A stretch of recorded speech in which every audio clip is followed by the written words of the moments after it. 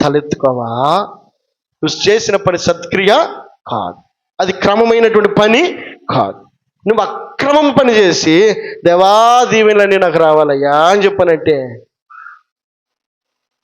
సమస్తమును గమనించేటువంటి దేవుడు, నిన్ను నన్ను పరిశీలన చేసేటువంటి దేవుడు, తన ద్వారా వచ్చేటువంటి దీవెనలు, ఆశీర్వాదాలు ఇందాక నేను చెప్పినట్లుగా మనం ఇది ఎరిగి ఉంటే తప్పక ఇది కూడా పొందగలుగుతాం.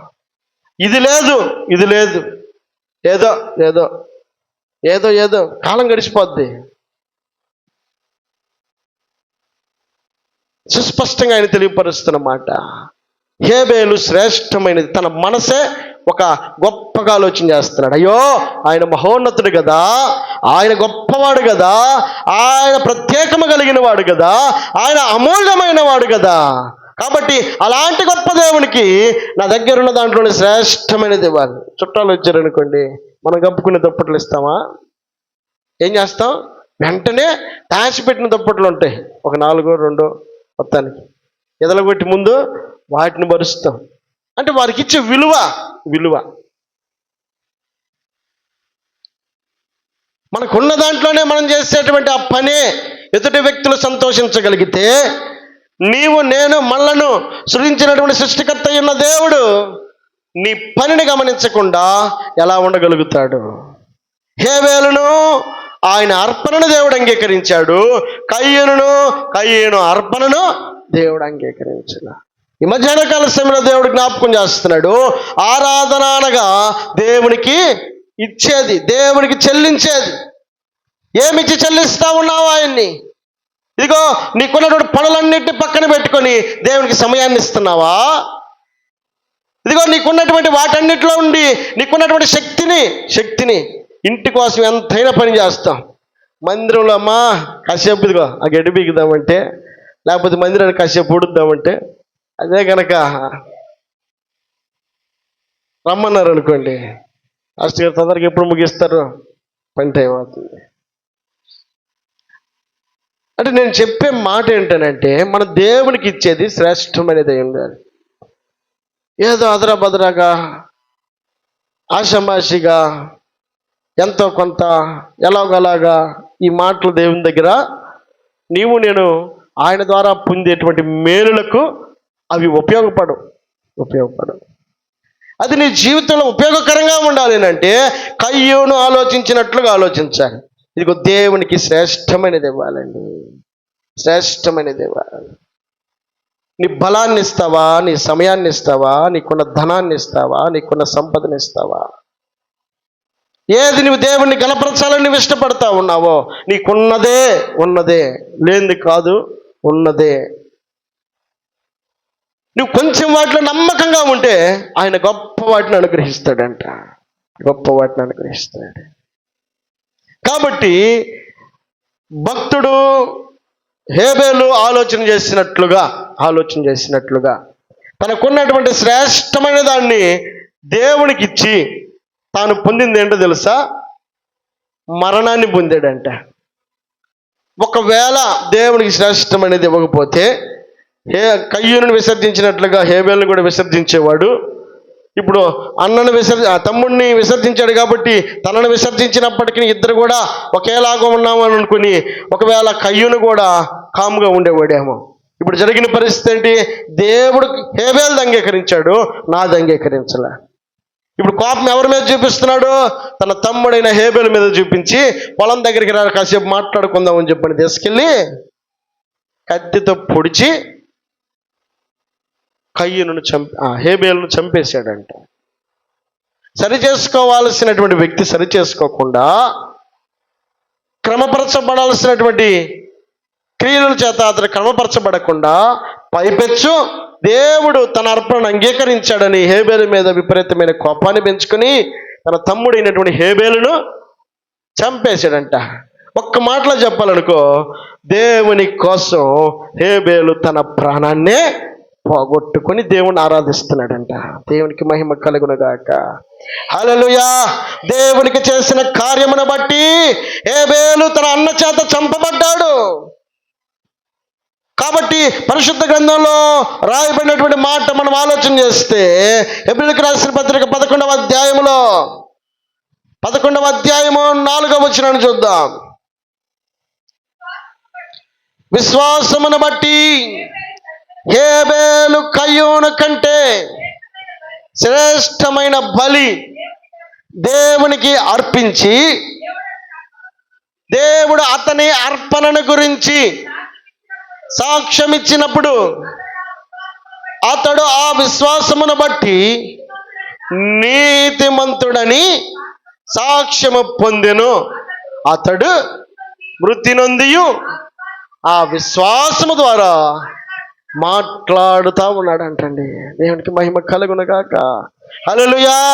నువ్వు చెల్లించేటువంటి ఆరాధన, నువ్వు దేవునికి ఇచ్చే అర్పణ దేవుడు అంగీకరించినప్పుడు మనుషులు మనల్ని త్రోసేయచ్చు, మనుషులు మనల్ని కోపాన్ని పెంచుకోవచ్చు, మనల్ని నీకేమలే అని చెప్పని అనొచ్చు.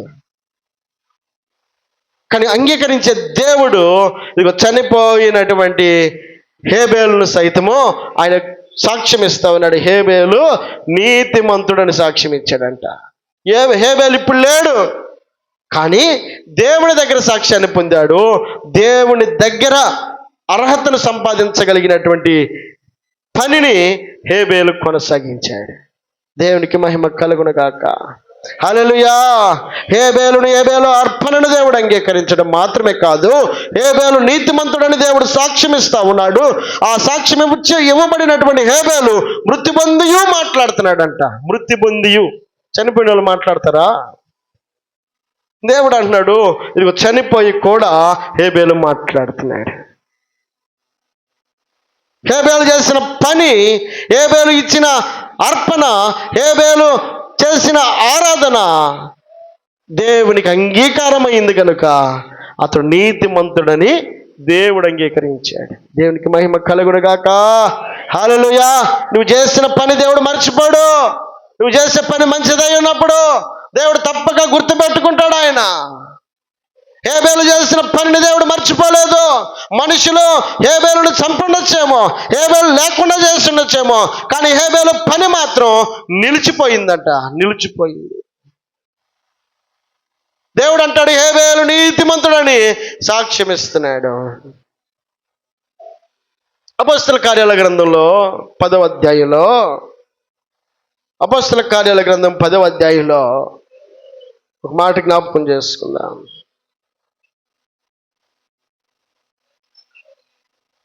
చదువుదాం. మొదటి వచనం. ఇటలీ పటాలం అనబడిన పటాలంలో శతాధిపతి అయిన కొర్నేలి అని భక్తిపరుడు కైసరులో ఉండెను. అతడు తన ఇంటి వారందరితో కూడా దేవుని యందు భయభక్తులు గలవాడై ఉండి ప్రజలకు బహుధర్మము చేయుచు ఎల్లప్పుడూ దేవునికి ప్రార్థన చేయువాడు. పగలు ఇంచుమించు 3 గంటల వేళ దేవుని దూత అతని ఎద్దుకు వచ్చి కొర్నేలి అని పిలుచుట దర్శనమందు తేటగా అతనికి కనబడిను. అతడు దూత వైపు తేరి చూసి భయపడి ప్రభువా ఏమని అడిగాను. అందుకు దూత నీ ప్రార్థనలను నీ ధర్మకార్యములను దేవుని సన్నిధికి జ్ఞాపకార్థముగా చేరినది. ఎక్కడ చేరినాయి అంట? జ్ఞాపకార్థముగా, గుర్తించుకోదగినటువంటి పనులుగా కొర్నేలు చేసిన పనులు మిగిలిపోయినాయి అంట. కొర్నేలు ఏం చేశాడు? ప్రార్థనలు చేశాడు. రెండోది ధర్మ కార్యాలు చేశాడంట. ఇచ్చే పనులు చేశాడు. దేవుని మహిమార్థమై చేసిన పనులు ఏవైతే ఉన్నాయో అవి దేవుని మహిమపరచదగినవైనప్పుడు తప్పక దేవుడు వాటిని మర్చిపోయేవాడు కాదు. ఇక కొర్నేలి చేసిన పనులు ఎక్కడ చేరినాయి అంట? దేవుని యొద్దకు చేరినాయి అంట. దేవుని యొద్దకు చేరినటువంటి పనులు కొర్నేలి జీవితంలో ఆశీర్వాదకరంగా మార్చబడతా ఉన్నాయి. ఎలాంటి పనులను కొర్నేలు చేశాడు? ప్రార్థనలు చేసేటువంటి గుణం కలిగిన వాడు, ధర్మ కార్యాలు చేసే గుణం కలిగిన వాడు. హేబేలు అయితే అతని అర్పణ శ్రేష్టమైనది దేవునికి ఇవ్వాలనుకున్నాడు. హేబేలు చనిపోయాడు, కానీ హేబేలు పని మిగిలిపోయిందంట. ఒకవేళ కొర్నేలు చేసిన పని కొర్నేలు మర్చిపోవచ్చేమో, కానీ జ్ఞాపకార్థంగా ఎక్కడ జర్నీ అంట? దేవుని దగ్గరికి జర్నీ.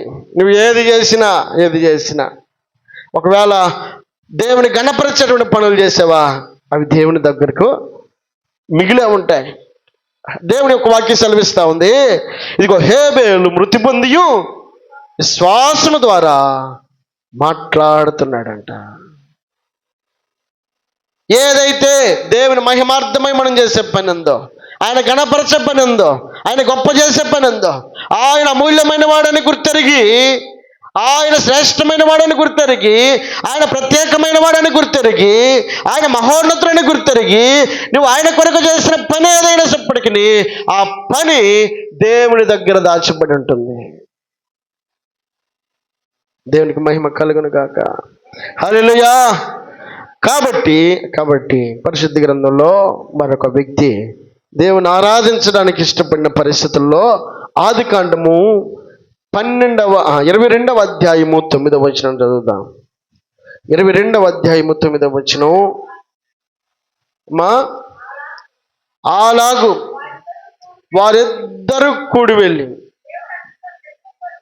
దేవుడు అతను చెప్పిన చోటుకు వచ్చినప్పుడు అబ్రహాము అక్కడ బలిపీఠము కట్టెను, కట్టెలు చక్కగా పేర్చి తన కుమారుడకు ఇస్సాకును బంధించి ఆ పీఠము పైనున్న కట్టెల మీద ఉంచెను. అప్పుడు అబ్రహాము తన కుమారుని వధించుటకు తన చెయ్యి చాపి కత్తి పట్టుకొనగా. చాలండి. అబ్రహాము అనబడేటువంటి గొప్ప భక్తుడు, విశ్వాసులకు తండ్రి అని దేవుడు నామకరణం చేయక మునుపు అబ్రహాము చేసిన గొప్ప కార్యాలు, గొప్ప పనులు ఈ మధ్యాహ్న కాల సమయంలో మనం జ్ఞాపకం చేసుకోగలిగితే, అబ్రహాముకు ఇదిగో తనకు 24 సంవత్సరాల తర్వాత దేవుడిచ్చిన వాగ్దానము, ఆ వాగ్దానమును ఆధారం చేసుకుని 75 సంవత్సరాలలో ఊరు అనబడేటువంటి ప్రాంతము నుండి బయలుదేరి దేవుడు చూపించేటువంటి దేశానికి వెళ్ళినటువంటి అబ్రహాముతో దేవుడు మాట్లాడుతూ ఉండగా 25 సంవత్సరాల తర్వాత దేవుడు ఆ వాగ్దానమును స్థిరపరిచి ఇస్సాకు అనబడేటువంటి కుమారుని అబ్రహాముకు అప్పగించాడు. కళ్ళ ముందు కనబడుతున్న కుమారుని యొక్క సంతోషమును అనుభవిస్తూ ఉండగా అప్పుడప్పుడే ఎదుగుతూ ఉన్నటువంటి ఇస్సాకు అనబడేటువంటి బిడ్డను అప్పటికి 7 సంవత్సరాలు 8 సంవత్సరాల వయసు. అది ఆ వయసులో, ఆ టైంలో ఇప్పుడు దేవుడు అబ్రహాముతో మాట్లాడతాడు. అబ్రహమా, నీ ఒక్కగానొక్క కుమారుని నాకు బలిగా ఇవ్వు అని అంటున్నాడు. ఇప్పుడు దేవుడు కోరుకుంది ఇవ్వాలిగా, ఇచ్చింది ఆయన కాబట్టి ఆయన అడిగినప్పుడు మరలా తిరిగి ఆయనకి ఇవ్వాలి. కాబట్టి ఇచ్చిన ఆయనే అడుగుతున్నాడు కాబట్టి అబ్రహాము చేసిన పని తప్పించుకోవడానికి ప్రయత్నం చేయాల. జరిగిన పరిస్థితి ఏంటి? ఇదిగో అల్లారు ముద్దుగా 25 సంవత్సరాల నిరీక్షణ తర్వాత పుట్టినటువంటి బిడ్డ 7 సంవత్సరాల 8 సంవత్సరాల వయసులో ఉన్నటువంటి ఇస్సాకును కళ్ళ ముందు చూస్తూ ఉండగా దేవుడు ఇచ్చినటువంటి మాటను బట్టి దేవుడు అంటాడు, ఇదిగో నీ కుమారుని నాకు బలిగా ఇవ్వు అని చెప్పనంటే ఒక్క మాట మాట్లాడలేదండి అబ్రహాము. ఏమంటాడు? పైపెచ్చు వెంటనే గాడిద గంత కట్టి వాళ్ళందరినీ పని వారిని తోడుకొని ఇగో బలివ్వడానికి తీసుకుని వెళ్తా ఉన్నాడు. అక్కడ రాయబడిన మాట ఏమిటంటే, మా మొదటి వచనంలో 22 మొదట్లో ఆ సంగతులు జరిగిన తర్వాత దేవుడు అబ్రహామును పరిశోధించెను. ఎట్లనగా ఆయన అబ్రహమా అని పిలువగా దేవుడు ఏం చేశాడంట? పరిశోధించాడంట. పరిశోధించాడు. అబ్రహం ఏం చేస్తాడో చూద్దాం. ఒకవేళ ఈ మాట అంటే అబ్రహాం యొక్క మనసు ఎలాగుంటుందో చూద్దాం అని దేవుడు పరిశీలన చేశాడు. పరిశీలనలో అబ్రహాము పాస్ అవ్వడానికి ప్రయత్నం చేస్తున్నాడు. వెంటనే అయా ఇచ్చింది నువ్వే మళ్ళీ అడుగుతున్నావు, ఇది న్యాయమేనా అని చెప్పానండి. ఎదురు ప్రశ్న అడక ఏమంటున్నాడు?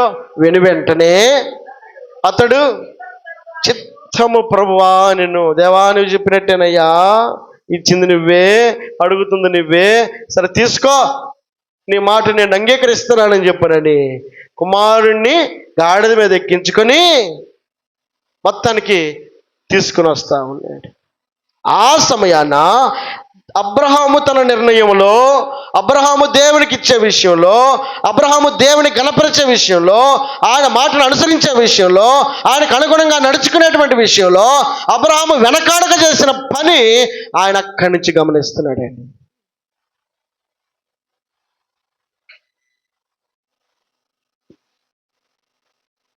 ఆయన అన్యాయస్తుడా? కాదు కదా. ఆయన న్యాయము తీర్చగలిగినటువంటి దేవుడు. ఆయన ఒక్కగానొక్క కుమారుణ్ణి దేవుడు అడిగి అబ్రహాముకు లేకుండా చేయడానికి ఆయన అన్యాయస్తుడు కాదు. కానీ దేవుడు పరిశోధించాడంట అబ్రహాం మనసును ఎలాగుందో తెలుసుకోవాలని. కానీ అబ్రహాం మాత్రం మాత్రం కూడా వెనక్కి తగ్గల. దేవుడికి ఇవ్వడానికి ఇష్టపడ్డాడు, దేవునికి మహిమ చెల్లించడానికి ఇష్టపడ్డాడు, దేవుని గణపరచడానికి ఇష్టపడ్డాడు, దేవుని ఆరాధించడానికి ఇష్టపడ్డాడు, దేవుని స్తుతించడానికి ఇష్టపడ్డాడు, దేవునికి చెల్లించడానికి ఇష్టపడ్డాడు. ఇట్ట అనడానికి అబ్రహాము వెనుకాడక చేశాడంట తన కుమారుని సైతం. పరిస్థితులను గమనిస్తున్న దేవుడు పలుకుతున్న మాట చదువుదామా? ఇందాక ఆపిన మాట దగ్గర నుంచి, అక్కడ కాదు, 11 యెహోవా దూత పరలోకము నుండి అబ్రహమా అబ్రహమా అని అతనిని పిలిచెను. చదువు, అక్కడ ఒక మాట ఆగుదాం. ఎన్నిసార్లు పిలిచాడు? అక్కడ 2 సార్లు అన్నాడు. ఏమన్నాడు? అబ్రహమా అబ్రహమా. ఆ 2 సార్లు అనే మాట మనం సహజంగా ఏమంటాం? ఇప్పుడు అంచున పడుతున్నాడు, ఏదైనా ఎక్కడ పడబోతున్నాడు, ఆ దరెమ్మటున్నాడు, రే రే రే అని అంటాం. ఎందుకు? ఆ సందర్భాన్ని బట్టి పలుకుతాం అన్నమాట. ఊరికనే బాగానే ఉన్న మనిషిని రే రే రే అని చెప్పని అంటావా?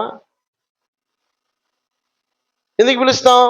ఉన్న టెన్షన్, ఆ బిడ్డ ఎక్కడ అవతల పడతాడో, లేకపోతే ప్రమాదంలో పడతాడో అనేటువంటి పరిస్థితుల్లో మనం 2 సార్లు, మనం 3 సార్లు పిలుస్తూ ఉంటాం. ఇప్పుడు అబ్రహాము దేవునితో చేసుకున్న ఒప్పందాన్ని బట్టి, దేవునితో ఉన్నటువంటి ప్రేమను బట్టి, దేవునికి చెల్లించే ఆరాధన విషయం బట్టి, దేవునికి ఇచ్చే విషయంలో వెనకాడేవాడు కాదు అని తెలుసుకున్నాడు దేవుడు. ఇప్పుడు అబ్రహాం అన్న పని చేస్తాడు, తప్పక కట్ల మీద మునుకబెట్టాడు బిడ్డని. ఇక కత్తెత్తి వధించడమే తరువాయి భాగం.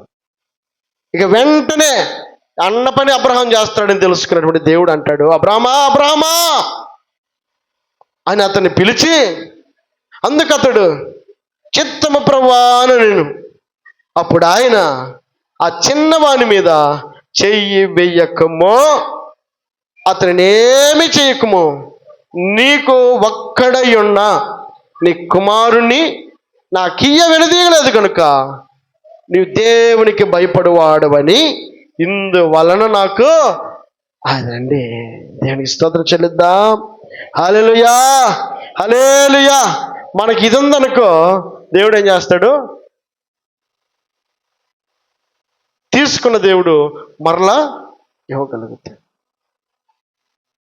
అబ్రహాము తన శ్రేష్టమైన తన కుమారుణ్ణి ఇవ్వడానికి వెనుక తీయలేదు కనుక గమనించిన దేవుడు అంటాడు, పరిశోధించాడు దేవుడు, నీ మనసు ఎట్టుందో, నీ ఆలోచన ఎట్టుందో దేవుడు గమనిస్తూ ఉంటాడు.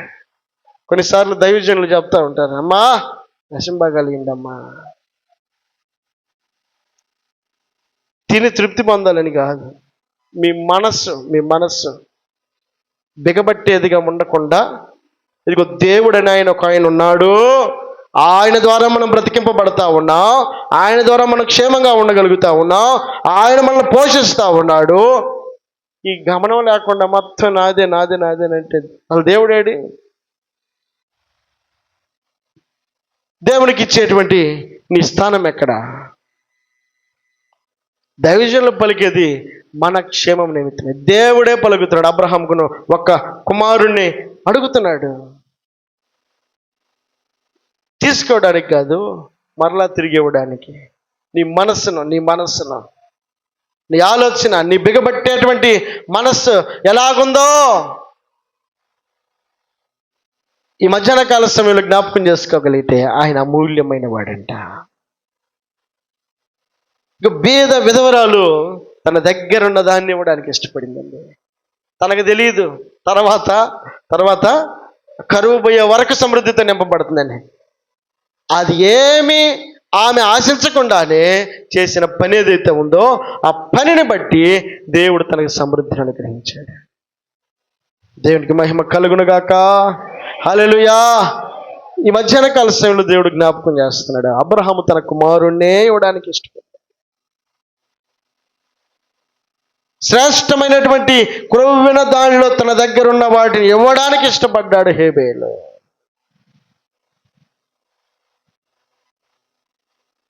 ఈ మధ్యాహ్న కాల సమయంలో దేవుడు నీ హృదయాన్ని, నిన్ను, నన్ను, మనల్ని పరిశీలన చేస్తూ ఉన్నప్పుడు మన హృదయం ఏ విధంగా స్పందించగలుగుతా ఉంది?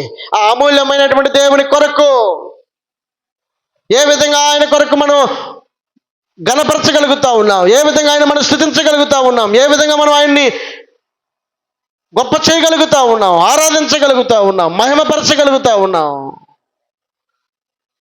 మనం ఆలోచించగలిగితే ఆయన అమూల్యమైన వాడు కనుక నీవు, నేను, మనం ఆయన ఘనపరచబద్దులమై ఉన్నాం, ఆయన స్తుతించబద్దులమై ఉన్నాం. పరిస్థితులు ఎలా ఉన్నప్పటికీ కొన్నిసార్లు అంటారు, దేవుడు నాకేం చేశాడు? సహజంగా వచ్చే మాట. అంటే ఏదో చేస్తేనే, అంటే ముందు నీకు చేయాలా, తర్వాత చేస్తావు ఆయనకి. నువ్వేం చేయవు ముందు. కష్టంలో నా బిడ్డ నా కోసం ప్రయాసపడింది, ఇబ్బందిలో నా బిడ్డ నా కోసం ప్రయాసపడింది, ఎలాంటి పరిస్థితులున్నా, ఎలాంటి ఒడిదుడుకులున్నా ఆ బిడ్డ నన్ను కనిపెట్టుకొని ఉంది. ఇది కదా తర్వాత మన ఆశీర్వాదానికి కారణం. ఇది కదా మనం పొందబోయేటువంటి మేలుకు కారణం. ఇది పక్కన పెడతాం, ముందు మనకు చేయాలా. అది తినిన తర్వాత తృప్తిగా అసలు ఆయన్నే మర్చిపోదాం.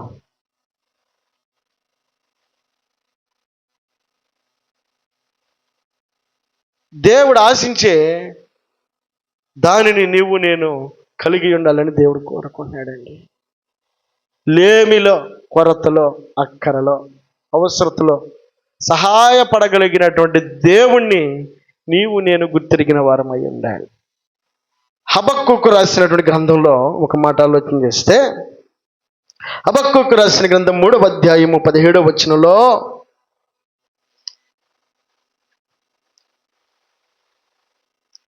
హబక్కూకు గ్రంథము 3వ అధ్యాయము 17వ వచనం, అంజూరపు చెట్లు పూయకుండినను, 772వ పేజీ. అంజూరపు చెట్లు పూయకుండినను, ద్రాక్ష చెట్లు ఫలింపకపోయినను, ఒలివ చెట్లు కాపు లేకపోయినను, చేనిలోని పైరు పంటకు రాకపోయినను, గొర్రెలు దొడ్డిలో లేకపోయినను, శాలలో పశువులు లేకపోయినను, నేను యెహోవా యందు ఆనందించెదను, నా రక్షణకర్త అయిన నా దేవుని యందు నేను సంతోషించెదను. ప్రభువగు యెహోవాయే నాకు బలము, ఆయన కాళ్ళకు లేడి కాళ్ళ వలె చేయును, ఉన్నత స్థలముల మీద ఆయన నన్ను నడువజేయును.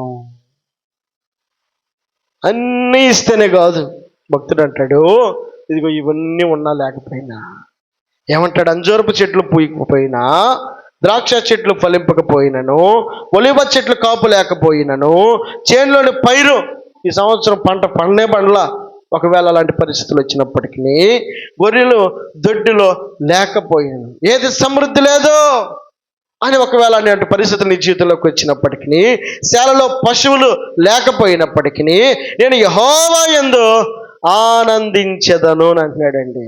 ఉన్నా లేకపోయినా, ఎలాంటి పరిస్థితులు నా జీవితంలో వచ్చినా, కరువు వచ్చినా, కష్టం వచ్చినా, కృంగిపోయే పరిస్థితులు వచ్చినా, ఎలాంటి పరిస్థితులు నా జీవితంలో కళ్ళ ముందు కనబడినప్పటికీ, భక్తుడైన యోబు అంటాడు, ఒకప్పుడు సమృద్ధిగా బ్రతికిన యోబు, సంతోషాన్ని చూసిన యోబు, పేరును చూసిన యోబు, ఘనతను చూసిన యోబు, ఘనపరచబడినటువంటి కుటుంబంలో నుంచి వచ్చినటువంటి యోబు సమస్తాన్ని కోల్పోయాడంట.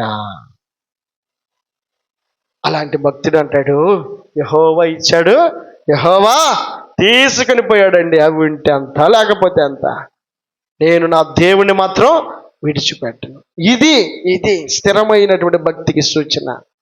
ఈ భక్తిని కనుక మనం కొనసాగించగలిగితే యోబు మొదట పొందిన ఆశీర్వాదం కంటే అధికమైన ఆశీర్వాదాన్ని తర్వాత దేవుడిచ్చాడంట. 500 జతల ఎడ్లు ప్రారంభంలో ఉంటే ఇప్పుడు 1000 జతల ఎడ్లను ఇచ్చాడంట. పరిస్థితులు మార్చేశాడు దేవుడు. పరిస్థితులు మార్చగలిగిన వాడు ఆయన. నువ్వు ఎలాంటి స్థితిలో దేవునికి ఇవ్వగలుగుతా ఉన్నావో, నువ్వు ఎలాంటి స్థితిలో నువ్వు దేవుని స్తుతించగలుగుతా ఉన్నావో, ఎలాంటి స్థితిలో దేవునికి సమయం ఇవ్వగలుగుతా ఉన్నావో, ఎలాంటి స్థితిలో దేవునికి స్థానాన్ని ఇవ్వగలుగుతా ఉన్నావో, ఎలాంటి పరిస్థితుల్లో దేవునికి ఇవ్వగలుగుతా ఉన్నావో.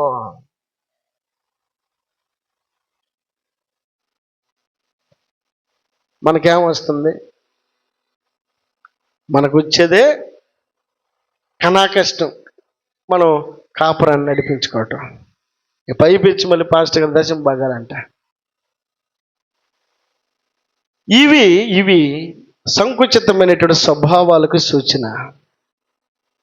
సాతానుడు సులువుగా చిక్కులు పెట్టే పాపాలంటే ఇవే. అభివృద్ధి వైపు అడుగులు వేయకుండా, ఆశీర్వాదం వైపు అడుగులు వేయకుండా, నిన్ను నన్ను అంతటితో ఇక చాలు అనేటట్లుగా మన జీవితం గొర్రెలకు బెత్తెడు తోక అన్నట్టుగా, ఇక నీ జీవితం ఇంతవరకు చాలు, ఇంకంతకంటే ఎక్కువ ఎందుకులే అని అనుకొని సాతానుడు నిన్ను ఎతకనీయకుండా చేసేటువంటి సులువుగా చిక్కులు పెట్టేటువంటి పాపాలండి. దేవుడు జ్ఞాపకం చేస్తున్నాడు, నీకున్న దానిలో నువ్వేది దేవుని యొక్క సమయమును దేవునికి ఇవ్వాలి. రెండోది, దేవునికి ఇచ్చే నీ సంపదలో దేవునికి ఇచ్చి గణపరచాలి. అలాగే దేవునికి ఇచ్చేటువంటి ప్రతి నీ నోటి ద్వారా వచ్చేటువంటి స్థుతులు కావచ్చు. చెట్టు కింద కూర్చుంటే గంటల తరబడి మాట్లాడతాం, కానీ దేవుని మందిరంలోకి వస్తే ప్రార్థన చేయమంటే అరగంట ఆలోచన చేయాలా? ఏమో పక్కలు చేస్తారులే. దేవునితో మాట్లాడడానికి అంత ఆలస్యం దేనికి? దేవునికి ఇవ్వడం కదా నీ నోటి మాట.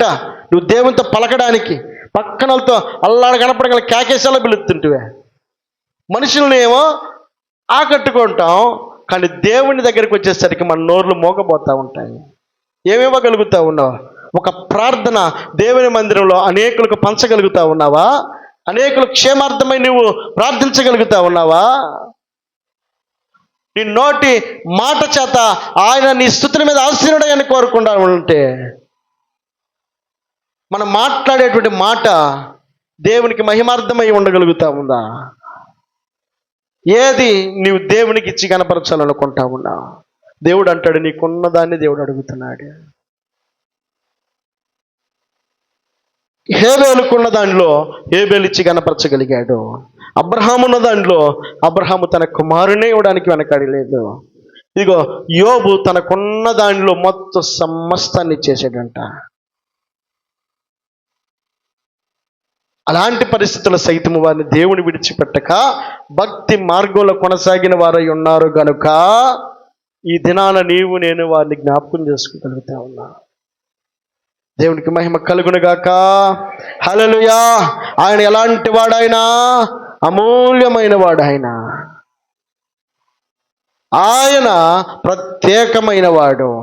ఆయన మహోన్నతుడైన దేవుడు కనుక మహోన్నతుడా నిన్ను కీర్తించుట మంచిది అని కీర్తనకారుడు పలికినట్లుగా ఈ మధ్యాహ్న కాల సమయంలో నీవు నేను ఆయనకి చెల్లించాల్సిన దాన్ని చెల్లించగలిగితే ఇనిమిక్కులైన ఆశీర్వాదం నీ మీదకి దేవుడు అనుగ్రహించునుగాక. చిన్న పాట పాడుతూ